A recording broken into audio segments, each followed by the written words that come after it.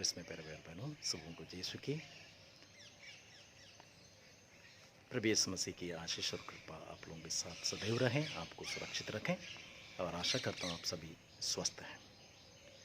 भाई और बहनों, आज और एक बार हम प्रभु यीशु मसीह के सुसमाचार पर मननचिंतन करते हैं। आज के सुसमाचार पर यूहन्ना का सुसमाचार अध्याय 10 वाक्यांश 22 से 30 तक बहुत बढ़िया, बहुत सुनहरा, बहुत जीवनदायी वचन है। इसमें प्रभु यीशु मसीह में समझाना चाहते हैं और विशेष करके वाक्यांश 27 हम क्या पढ़ते हैं, पढ़ के सुनाता हूँ।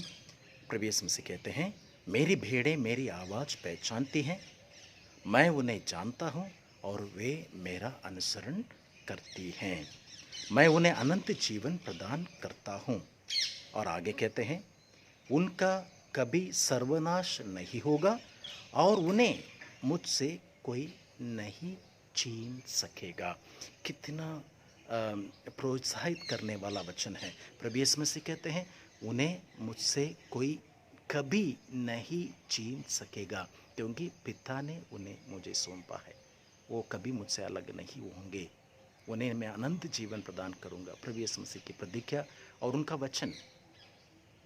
और आज के इस परिवेश में ये वचन कितना सच उतरता है।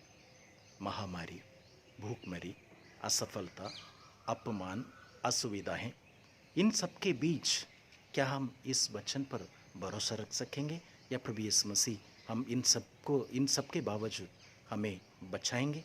ज़रूर।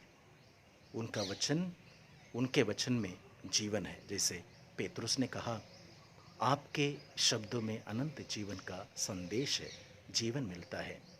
और हम इस परिस्थिति में, महामारी की परिस्थिति मान लीजिए, महामारी है, ये एक अवसर है कि हम लोग का विश्वास और मजबूत हो सकता है, या दूसरी तरफ हमारा विश्वास कमज़ोर पड़ सकता है, क्योंकि हम सवाल करने लगते हैं, प्रभु ये क्यों?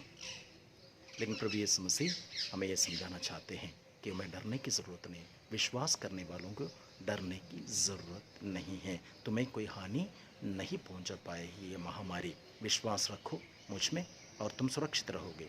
भूखमरी, ये गरीब लोग, ये भी उनके लिए कि सुनहरा अवसर है।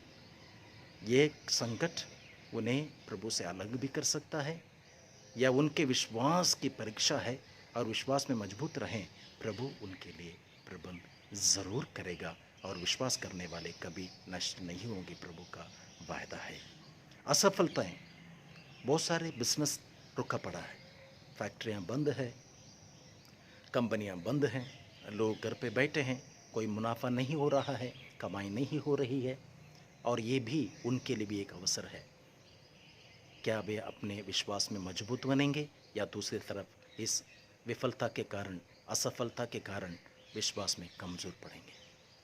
लेकिन प्रभु यीशु मसीह कहते हैं, जो विश्वास करता है उसे कभी निराश नहीं होना पड़ेगा। बिजनेस करने वाले मनन चिंतन करें, विश्वास रखें कि आज नहीं तो कल प्रभु हमें संभालेगा और आगे ले चलेगा। हमारे ये व्यापार, बिजनेस अगर ईमानदारी से हम कर रहे हैं, हम आगे भी बढ़ा सकते हैं। इसलिए आज ये अवसर है, हमें मनन चिंतन करना है। ये सुनहरा अवसर है। हमें जीवन भर के लिए ऐसा अवसर नहीं मिलेगा जहाँ पर समय परिवार के साथ व्यतीत करने के लिए, प्रभु के वचन पर मनन चिंतन करने के लिए हमें ये सुनहरा अवसर मिला है।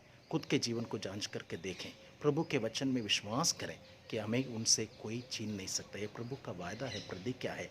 इसलिए हम इस वक्त संत पौलुस के पत्र, रोमियो के पत्र, संत पत्र में अध्याय 8 वाक्यांश 35 में पढ़ते हैं। मैं पढ़ के सुनाता हूँ आप लोगों को।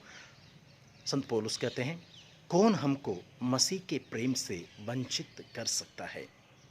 संत पौलुस बड़े निडर के साथ कहते हैं, सवाल पूछते हैं, यह कहते हैं, कौन हमको प्रभु के, मसीह के प्रेम से वंचित कर सकता है?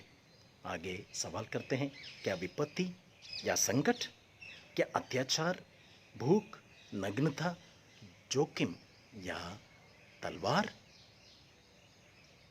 महामारी, भूखमरी, असफलता, अपमान, अत्याचार, क्या हमें प्रभु के प्रेम से अलग कर सकते हैं? कभी नहीं कर सकते, क्योंकि प्रभु की प्रतिज्ञा है, मैं उनमें से एक को भी सर्वनाश नहीं होने दूंगा। ये प्रभु का वायदा है, प्रतिज्ञा है। आज हम इन वचनों पर मनन चिंतन करें प्यारे भाई और बहनों। कि प्रभु ने जो वायदा किया वो निभाते हैं। हमें भी अपने विश्वास में, ये परीक्षा की घड़ी है, अपने विश्वास में अटल रहना, मजबूत रहना और एक दूसरे को प्रोत्साहित करना, एक दूसरे की मदद करना और एक साथ मिलकर के प्रभु के वचन पर मनन चिंतन करते हुए अपने विश्वास को मजबूत बनाए रखिए, कहीं लड़खड़ाना नहीं। प्रभु यीशु मसीह में पूर्ण विश्वास रखिए, वो हमें बचाएगा, मुक्ति प्रदान करेगा। प्रभु आपके साथ रहकर आप सबों की रक्षा करें। सर्वशक्तिमान परमेश्वर पिता, पुत्र और पवित्र आत्मा सभी को आशीर्वाद प्रदान करें।